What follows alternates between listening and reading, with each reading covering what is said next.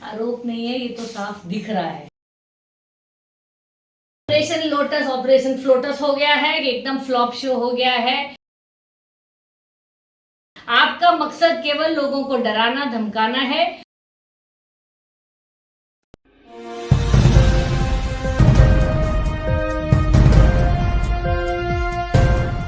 राजनीति के गलियारों में दिन प्रतिदिन हर पार्टी एक दूसरे पर आरोप थोपती नजर आ रही है। आम आदमी पार्टी का भारतीय जनता पार्टी से कहना है कि जिस प्रकार से घोटाले हो रहे हैं, और कुछ दिन पहले सुशील गुप्ता ने प्रेस कॉन्फ्रेंस कर गुरुग्राम में कहा कि 6300 करोड़ रुपए आए तो कहां से आए। यह एक भारतीय जनता पार्टी पर गंभीर आरोप है। आप देख रहे हैं नव समाचार, मैं हूं रमाकांत उपाध्याय। आम आदमी पार्टी का दिन प्रतिदिन दिल्ली पंजाब जीत के बाद ग्राफ बढ़ता जा रहा है। आज की मेहमान हमारे साथ सारिका वर्मा है। डॉक्टर सारिका जी, आज आप कैसे दिख रहे हैं? सुशील गुप्ता जी ने कहा कि 6300 करोड़ रुपए कैसे कहां से आए। आप डॉक्टर भी हैं, आप पॉलिटिशियन भी हैं, तो आप कैसे इसको क्लैरिफाई करेंगे कि भाई आज भाजपा जिस प्रकार से खरीद फरोशी का काम कर रही है, ऐसा आरोप है? आरोप नहीं है, ये तो साफ दिख रहा है। आरोप की बात ही नहीं है। भाजपा जो है हर पिछले कई वर्षों से सिर्फ यही काम कर रही है कि कैसे कई या तो आप डायरेक्टली सरकार बना देते हैं, जहां वो हार जाते हैं वहां पे वो कांग्रेस के एमएलए खरीद के सरकार बना लेते हैं, और चुनिंदा सरकार को तोड़ के, जैसे उन्होंने शिवसेना का एमएलए खरीद के उन्होंने महाराष्ट्र में सरकार बने, जैसे उन्होंने एमपी में बैठी हुई सरकार, जो जीती हुई सरकार थी, उसको एमपी एमएलए तोड़ के वहां सरकार बना दी। गोवा में उन्होंने पिछली बार तोड़ा था, मणिपुर में तोड़ा था, अब दिल्ली में कोशिश की। बस ये फर्क है। और मैं मोदी जी और तमाम भारतीय जनता पार्टी के लोगों से कहना चाहती हूँ कि आम आदमी पार्टी के एमएलए आप एक भी खरीद नहीं पाएंगे। आप जितनी मर्जी कोशिश करते रहें, फेल हो जाएंगे। ऑपरेशन लोटस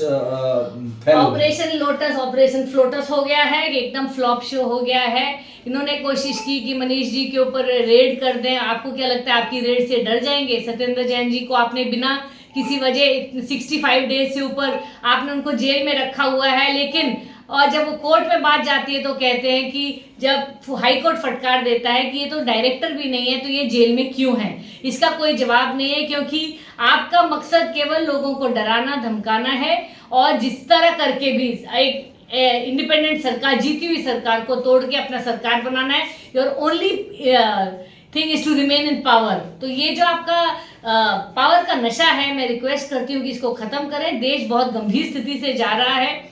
हर घर में दिक्कत हो रही है, छोटी छोटी चीजें, इवन गैस 1062 रुपए का गैस सिलेंडर हो गया है। आप इमेजिन करिए, जो आदमी 15,000 से 20,000 रुपए कमा रहा है, उसको 4 रुपए बनाइए कि कैसे वो बच्चों का पेट पाले। आपने दूध, दही, छाछ तक पे जीएसटी लगा दिया है, और अपने करोड़पति दोस्तों को आप अरबपति दोस्तों को अमीर से अमीर बनाते जा रहे हो। अडानी साहब 1 महीना पहले वर्ल्ड के 4th रिचेस्ट आदमी थे, आज वो 3rd रिचेस्ट आदमी हो गए हैं। 2 महीने के अंदर वो रिचेस्ट आदमी इन द वर्ल्ड हो जाएंगे, क्योंकि पूरी एक देश की सरकार एक आदमी के पीछे लगी हुई है। उनको आपने पोर्ट दे दिया, उनको आपने एयरपोर्ट दे दिया, उनको आपने रोड दे दिया, उनको आपने इलेक्ट्रिक कंपनी दे दी। आपने छोड़ा क्या है किसी और के लिए? तो मुझे ऐसे लग रहा है जैसे एक आदमी है जिसके लिए सारी सरकार काम कर रही है, और बाकी करोड़ों जनता तड़प रही है और कोई सुनवाई नहीं हो रही। दूसरा मेरा सवाल है कि जिस प्रकार से दिल्ली एलजी वीके सक्सेना पर आरोप लगाते हुए मनीष सिसोदिया ने, उप मुख्यमंत्री ने कहा कि 1400 करोड़ रुपए का जो मामला है, जो कि मनी लॉन्ड्रिंग का, तो उसका जांच का विषय है कि इसकी जांच होनी चाहिए। इसे आप कैसे देखते हैं? इसे हम बस इस तरह देखते हैं कि स्कैम के पे स्कैम निकलते रहते हैं, चाहे वो दिल्ली एलजी के ऊपर हो, चाहे वो बीजेपी की सरकार सीएम बैंगलोर में हो। ये अपने जैसे बीजेपी की बात आती है तो सीबीआई भी चुप हो जाती है, ईडी भी चुप हो जाती है, सभी संस्थाएं चुप हो जाती है, क्योंकि उनको दिखता नहीं है क्या कि वहां घोटाले हो रहे हैं। केवल उनको घोटाले यहाँ दिखते हैं जहां काम हो रहा है। जो मनीष सिसोदिया दिल्ली में स्कूल अच्छे कर रहे हैं, 18 लाख बच्चों के लिए उन्होंने अच्छे स्कूल व्यवस्था कर दी, उनके ऊपर आपने 19 घंटे के छापा मारा। बताइए जनता को कि आपको क्या मिला। एक आपको बटन भी मिला होता तो आप बोल देते कि ये उनके हाथ में कितना कुछ आ चुका है। आपके पास 19 घंटे की रेड में कुछ नहीं मिला, उसके बावजूद आप अब ये ऑपरेशन आपने लोटस चला दिया है। आप ये सब चीज करना बंद करिए। पहले जवाब दीजिए कि 1400 करोड़ एक आपके एलजी के पास थे जब वो एक पोजीशन ऑफ पावर में थे, तो ये पैसे कहां से आए और इस पे सीबीआई की ईडी की जांच कब होगी। आम आदमी पार्टी ने ट्वीट करते हुए आज तक के ट्विटर पर जवाब दिया है कि बीजेपी, मैं पहले बता देता हूं कि आज तक के ट्विटर में लिखा है कि बीजेपी नेत्री के घर के पीछे 8 साल से बंधक थी लड़की। 8 साल से बंधक थी लड़की बीजेपी नेत्री के घर के पीछे। तो आम आदमी पार्टी ने उस पर रिप्लाई किया है, गुंडे, लफंगे, बलात्कारी, आतंकवादी, भ्रष्टाचारी, बच्चा चोर, और अब ये जितने सोचो उससे ज्यादा नीचे गिर जाते हैं भाजपाई। क्या कहते हैं आम आदमी पार्टी का ट्वीट है। बहुत शर्म की बात है। एक तरफ प्रधानमंत्री मोदी कहते हैं बेटी पढ़ाओ बेटी बचाओ, और वहां पे आपने अभी कुछ दिन पहले आजादी के महोत्सव पे आपने कहा कि 5 चीजें आपको बता रहा हूँ, एक है औरत का सम्मान, और उसी दिन आपने 11 रेपिस्ट को, जो बलात्कारी थे, बिल्किस बानो के जो मर्डर थे, उनके परिवार के, उनके बच्चों के, उनको आपने छोड़ दिया। और अगले दिन आपके मंत्री बयान देते हैं कि ये संस्कारी ब्राह्मण है, ये इस तरह आपकी बेटी बचेगी। मैं सरकार से पूछना चाहती हूँ, बेटी बचाएगी कैसे जब आप इतनी मुश्किल से, जब एक औरत ने संघर्ष किया, लड़ाई लड़ी, जुडिशियल वॉर किया, जब सुप्रीम कोर्ट ने उनको जेल में डाला, आपने किस बिना पे इन 11 लोगों को छोड़ा।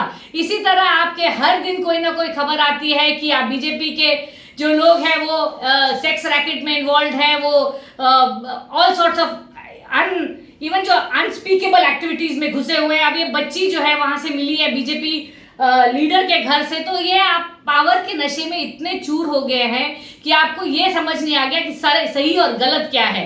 अगर आपके कल अंकिता को जला के उस आदमी हैवान ने उसको मार दिया, उसको तुरंत जेल में डाल दिया गया, बहुत अच्छा है। पर ये होना चाहिए, चाहे आरोपी कोई भी हो, चाहे वो हिंदू हो, मुसलमान हो, दलित हो, ठाकुर हो, यादव हो, जाट हो, उसको जेल में जाना चाहिए, तब आपकी बेटियां सुरक्षित रहेंगी। वरना बेटियां भारत में डरी हुई हैं और पेरेंट्स सहमे हुए हैं। 135 करोड़ लोग डरे हुए हैं कि बेटी कैसे बचाएं। आप भी डरते हैं ईडी से?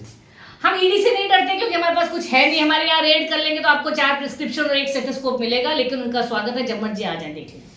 आम आदमी पार्टी जिला गुरुग्राम में किस प्रकार से अपने पैर फैला रही है, क्या आगे रूपरेखा है? हमारा आपको पता ही होगा, अभी हमने रिसेंटली अपने ऑफिस का उद्घाटन किया। बड़े वर्षों से हम लोग तो छोटे से कमरे में काम करने वाले लोग हैं, 10 साल बाद हमें एक अच्छा ऑफिस मिला है, तो बड़ी तसल्ली होती है कि पार्टी कहीं सही दिशा में जा रही है। और अब निगम के चुनाव में हम लोग बहुत जोर शोर से डट चुके हैं। 35 वार्ड्स इस समय हैं, वहाँ पे हमने 35 कैंडिडेट्स ऑलरेडी आइडेंटिफाई कर लिए। कई जगह तो एक वार्ड में 2-2, 3-3 संभावित प्रत्याशी भी हैं और बहुत अच्छे से काम हो रहा है। इस हफ्ते में हम लोग जो कचरा, जो कूड़े की जो प्रॉब्लम है पूरे गुड़गांव में, जहाँ खुली जगह पे डंप किया गया है, उस पर काम कर रहे हैं। आप देखेंगे इस हफ्ते में बहुत। आपके एक पुराने साथी महेश यादव, चक्रपुर पूर्व सरपंच, उन्होंने आज भारतीय जनता पार्टी का दामन थाम लिया है। चलिए उनको मैं मुबारकबाद देती हूँ। जो जिसकी मंशा होती है वो वहाँ जाता है।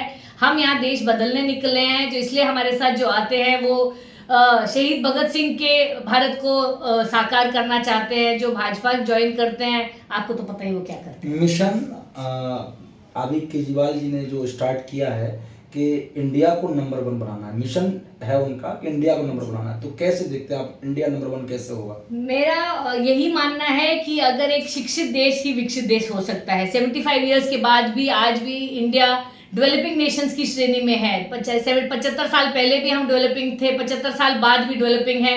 और हमारा ये टारगेट है कि 25 साल बाद जब आज़ादी के 100 वर्ष हो जाएंगे, सेंटिनरी ईयर में, India should be leading the list of developed Nations. हमारा ये दिली ख्वाहिश है और इसकी तरफ हम काम करना चाहते हैं। हम चाहते हैं कि हर बच्चे को अच्छी शिक्षा मिले, हर इंसान को अच्छी स्वास्थ्य मिले, हर घर में अच्छा पीने का पानी आए, हर घर में 24 घंटे बिजली आए, हर महिला को सुरक्षा मिले, हर नाली साफ हो, हर गंदी सड़क साफ हो, ठीक हो। और भारत एक विकसित देश बन सकता है अरविंद जी हमेशा कहते हैं यहाँ पैसे की कमी नहीं है, नियत की कमी है। जब ये सरकारें 1400 करोड़ रुपए यहाँ और 2800 करोड़ यहाँ और कई लाखों करोड़ रुपए जो पूंजीपतियों का अगर माफ ना करें, अगर वो देश के लोगों के लिए यूज करें, अगर विकास में यूज करें, अगर बुंदेलखंड के जिस तरह 14,000 करोड़ एक फ्लाईओवर पे बने और तीसरे दिन वो ढह गया, ये सब भ्रष्टाचार अगर खत्म हो गया तो भारत विकसित देशों की श्रेणी में आ सकता है और ये मिशन पूरा हो सकता है। निगम चुनाव नजदीक है, सारिका वर्मा की क्या तैयारी है?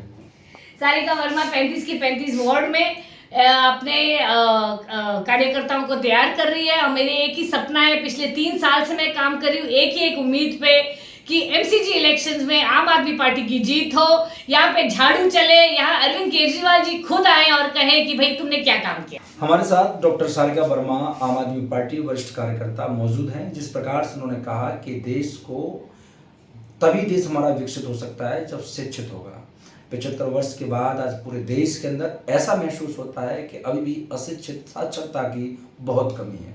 जिस प्रकार से लोगों को सरकारें, जो भी राजनीतिक पार्टियां आती हैं, गुमराह करती हैं, लूटती हैं और अमीरों के कर्जे माफ करती हैं लाखों करोड़ों रुपए के। अगर वो लाखों करोड़ रुपए के पैसे अगर समाज और देश के हित के लिए इस्तेमाल किए जाएं तो हमारा देश वास्तव में ही विकसित होगा और हमें किसी के आगे हाथ फैलाने की आवश्यकता नहीं है।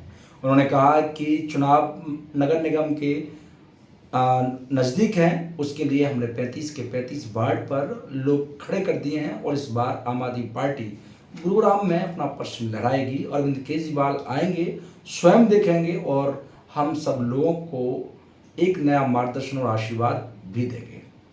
जब तक के लिए देखते रहें नव समाचार, बेबाक खबर हर समय। धन्यवाद।